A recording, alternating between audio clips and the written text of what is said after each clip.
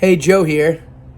You may have noticed that the title of this video is not Pro Street Eclipse Part 70.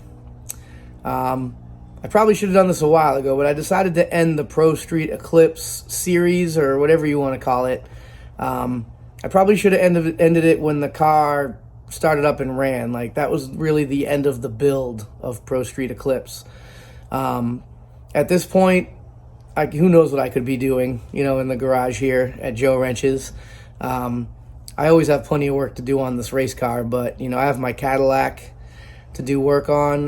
My brother Tony's here a lot. We're doing work on his car, so you're just going to see videos on this channel from now on about whatever we happen to do on the weekends here in the garage. So that's a new thing to change. It's different. If you guys could let me know what you think, leave a comment or whatever, and we'll work on trying to improve the channel together. So with that, let's get started working.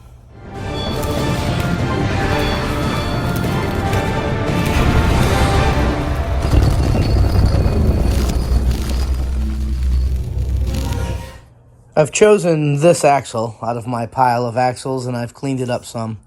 I'm going to go under there and pull that 1G axle out, throw this 2G axle in there, and make sure that it is the right length and I can use it.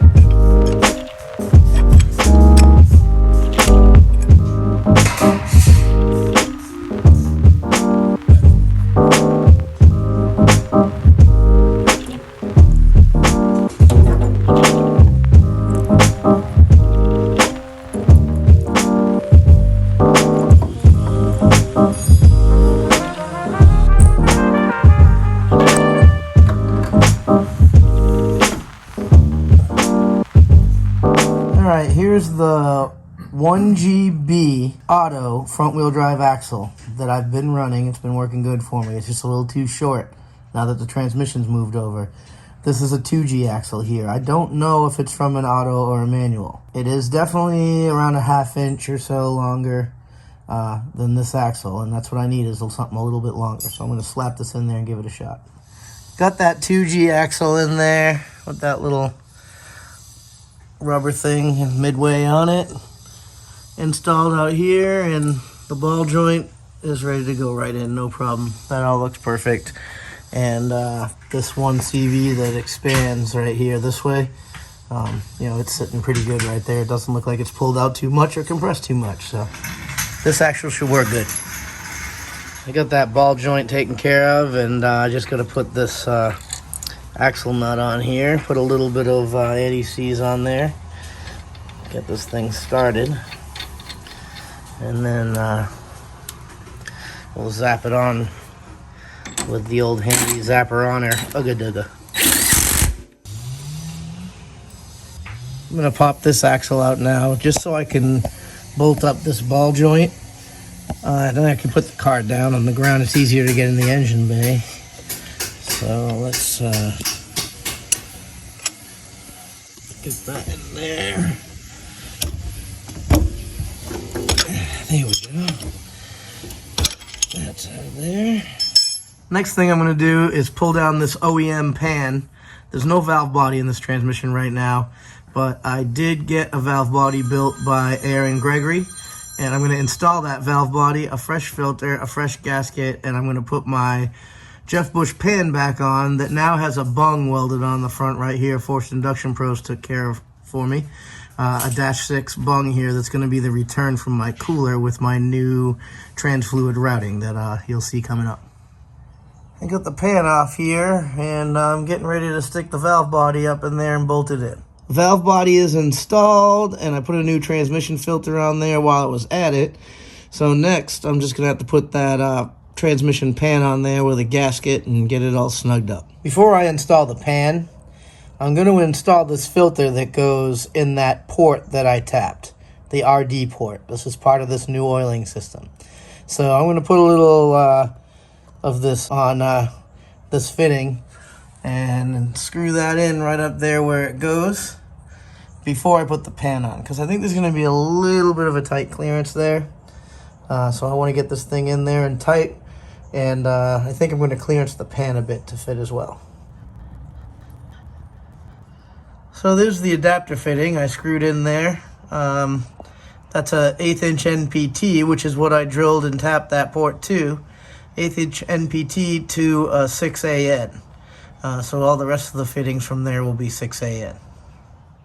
Got that gasket laid out there. I'll lift that thing up here and bolt it on and see how it fits. Got those bolts just threaded in there holding this thing on. It's a little tricky to fish them through the gasket and the pan, get them started, but just get them all started, you know, pretty loose like they are right now, and then just go around and tighten them all up. All right, those are all tightened up. You can see where I clearanced the pan a little bit right here, just to give a little bit more room for the fitting to screw onto this 6AN right here. It's way inside past the transmission flange. I probably should have clearanced it a little bit, but at least the pan's not sticking out over the edge like it does over here.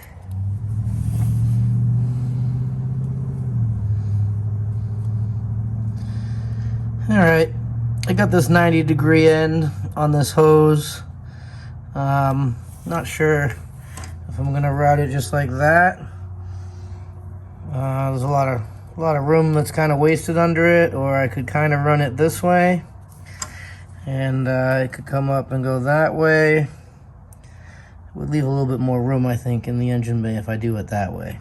So I just got to measure this up, cut it, and install the other end. There's that line that goes from the RD port to the rear port here that feeds to the planetaries. I just got to install this in there, and I'll be good on that one. And I can move on to trimming the one that comes from the cooler to the pan right there. And that's roughly how that will fit there.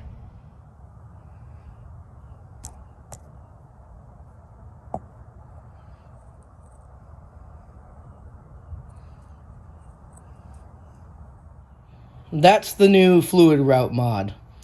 From what I've been told, this is to get cooler transmission oil to the planetaries, as well as more volume of transmission oil to the planetaries. Or maybe it's just one of those things. But it has improved what some other people's planetaries have looked like after some abuse, so I'm going to do it. So it feeds from down there at that RD port that I drilled out and tapped to 1/8 inch NPT, 1/8 inch to 6AN adapter.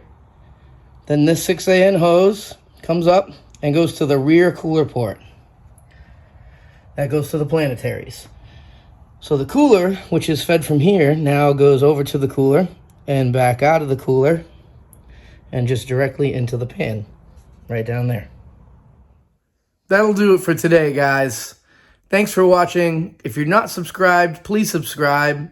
Click the bell so you get notified when I release a video. I'm trying to do more videos lately. I hope you guys have noticed. I'm going to try to continue that and put all the stuff that I do out here in the garage up on YouTube for you guys to check out. So, see you next time. Put cheese on it.